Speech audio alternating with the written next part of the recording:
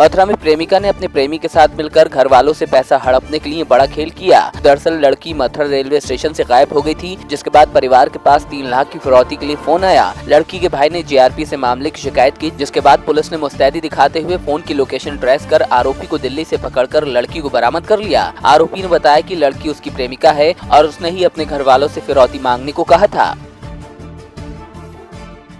26 तारीख को उसके फ़ोन पे एक फ़ोन आता है कि तेरी बहन मेरे कब्जे में है, 3 लाख रुपए मुझे दे दे। उसके बाद वो बताया कि अगर पुलिस को बताया तो तेरी बहन को मार दिया जाएगा। वो डरा धमका दिया गया और अपनी बहन को ढूंढता रहा।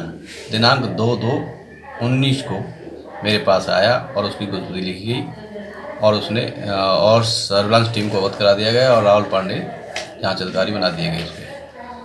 और उन्हें वादी ने फिर बताया कि फिर फ़ोन आ रहा है और धमकी दी जा रही है। सीडीआर की लोकेशन के आधार पर दिल्ली प्रतापगंज थाने के पास मयूर विहार में उसको पकड़ लिया गया, जिसके कब्जे में लड़की बरामद हुई। कौन है ये जो पकड़ा गया है, क्या नाम है? ये सोनू नाम है, रहने वाला है बिलसी का, घड़ी गांव है इसका, बदायूं जिले का। फिरौती कितने की मांगी गई? 3 लाख रुपए की। क्या पहले से ये इस तरह की किसी ये लड़की को पहले से जानता था और उसे नौकरी का झांसा दे के ले गया था और ये बात उसके भाई को न बताने के लिए उसे डरा धमका दिया गया। फतेहपुर जिले की खागा कुदाली क्षेत्र के बेल्हापार गांव में दबंग रेलवे की बेशकीमती जमीन पर कब्जा कर रहे थे, जिसका विरोध महिला ने किया तो दबंगों ने लाठी डंडों से महिला की पिटाई कर दी। खून से लथपथ महिला थाने पहुंची, जहां पुलिस ने उसे थाने से भगा दिया। घायल महिला को परिजनों ने अस्पताल में भर्ती कराया। पूरे मामले में एसपी ने बताया कि कब्जे के विरोध में महिला की पिटाई की गई है, जिसमें एक आरोपी को गिरफ्तार कर पूछताछ की जा रही है। थाना खागा क्षेत्र के अंतर्गत एक 50 वर्षीय महिला के साथ मारपीट की बात प्रकाश में आई है, जो अभी तक जांच से तथ्य संज्ञान में आया है कि वह उपला पाथ रही थी, गोबर पाथ रही थी।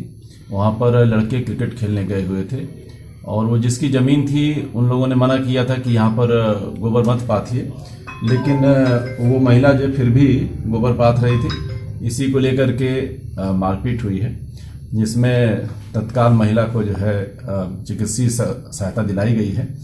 सिंपल इंजरी है, मामूली मारपीट की चोट है। अभियुक्त आरोपी शिवा पांडे को गिरफ्तार कर लिया गया है, विधिक कार्रवाई की जा रही है। कानून व्यवस्था कोई समस्या नहीं।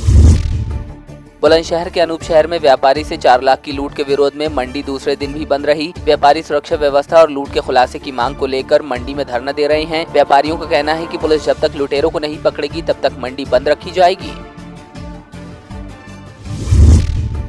हमीरपुर जिले में परिवहन विभाग की तरफ से 30वां सड़क सुरक्षा सप्ताह मनाया गया, जिसमें परिवहन विभाग ने एक निजी स्कूल में जागरूकता कार्यशाला का आयोजन किया। वहीं स्कूली बच्चों को सड़क सुरक्षा जागरूकता से जुड़े निबंध और प्रश्नोत्तरी की प्रतियोगिता कराई गई। इस कार्यशाला में पुलिस अधीक्षक और मुख्य विकास अधिकारी समेत परिवहन विभाग का स्टाफ मौजूद रहा। हमीरपुर पहुंचे प्रगतिशील समाजवादी पार्टी के प्रदेश सचिव आशीष चौबे ने प्रदेश सरकार को कई मुद्दों पर घेरा, तो वहीं सपा बसपा गठबंधन को ठगों का गठबंधन करार दिया। उन्होंने ऐलान किया कि वो 6 फरवरी को सड़क पर उतरकर भाजपा सरकार के खिलाफ 15 सूत्रीय मांगों का मांग पत्र राज्यपाल को सौंपेंगे।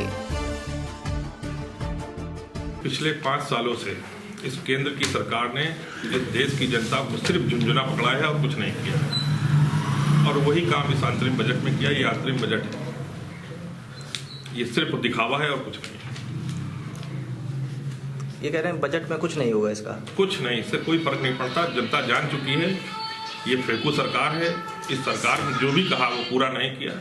ये धोखेबाज सरकार है। इसको आम जनमानस तैयार बैठा है कि जिस दिन वोटिंग का समय आए उस दिन इस भारतीय जनता पार्टी के खिलाफ मत करके इसको उखाड़ फेंकने का काम करें। बांदा जनपद में अभी भी कुछ गांव ऐसे हैं जहां मूल समस्याओं को लेकर लोग परेशान हैं। ऐसे ही एक गांव बबेरू तहसील के क्षेत्र ग्राम मरका में सामने आया, जहां एक पुरवा की बस्ती में आज तक बिजली पानी नहीं पहुंचा है। कई बार अधिकारियों के पास शिकायती पत्र दे चुके हैं और जनप्रतिनिधियों से भी बात कर चुके हैं, बावजूद इसके अभी तक इन समस्याओं का समाधान नहीं हुआ है। हमारे गांव में समस्या है सर, प्रथम सर लाइट की। दूसरी समस्या है सर, हमारे यहाँ कोई ना पानी की व्यवस्था है, ना लाइट की व्यवस्था है, ना कोई रोड की व्यवस्था है। हमारा यहाँ पुरवा कम से कम 1856 में बना हुआ है, आज तक ना कोई नेता आया है। गांव में प्रधान चुनाव दौरान में आते हैं, बाकी कोई प्रधान यहाँ नहीं आता है। यहाँ से कई प्रार्थना पत्र दिए एसडीएम साहब को, डीएम साहब को दिए, लखनऊ तक के लिए हमने प्रार्थना पत्र दिया, पर यहाँ कोई आज तक कोई ना तो कर्मचारी आया है और ना कि कोई राजनेता आया है। हमारे गांव में खंबे पोल गड़े हैं तो सब हवाई है। 10 साल वर्ष पहले लगभग पोल गड़े थे, आज तक कोई लाइट की व्यवस्था नहीं हुई। अभी हमारे गांव में बिजली का कार्य चल रहा है, जिसमें आपका हरिपुर और खरकताला जो मजरे छूटे हैं उसमें कार्य चालू हो रहा है। और जो शौचालय की बात है, शौचालय का पैसा हमने अकाउंट में खाता में भेज दिया गया है लगभग 10-15 लोगों के, क्योंकि मजरा बड़ा है और 185 की लिस्ट में हमने 10-12 वहाँ हैं, हरिपुर में है, बैरब, खरकताला, इस तरह हर क्षेत्र में बट गया है। वहाँ पानी की सुविधा भी नहीं है। जी, पानी पहुँच रहा था, जिससे कुछ लोगों को ऐसे वजह है कि रास्ते में कोई सांग से पाइपलाइन को मार दिया, पाइपलाइन से पानी ऊपर तक जा रहा, काफ़ी दूर तक उसको बनवाया गया और रिपेयर भी चल रही है। जहाँ पे कोई दिक्कत होगी उसको तुरंत सुधार किया जाएगा।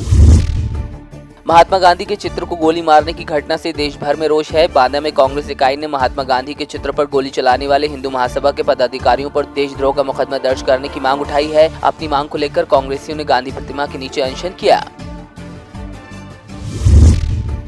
बांदा में ट्रांसपोर्ट मालिकों ने कलेक्ट्रेट में प्रदर्शन करते हुए आरोप लगाया कि आए दिन ओवरलोडिंग के नाम पर उनके ट्रक पकड़कर सीज कर दिए जाते हैं। ट्रांसपोर्टर्स का कहना है कि वो अपनी मर्जी से ओवरलोड ट्रक नहीं भरते। खदान संचालक सरकारी रेट से ज्यादा में बालू बेचते हैं। खनिज विभाग को सब पता है, बावजूद इसके खनिज विभाग बालू के रेट पर लगाम नहीं लगा पा रहा। ट्रांसपोर्टर्स ने अपनी समस्याओं से संबंधित एक ज्ञापन जिलाधिकारी को सौंपा।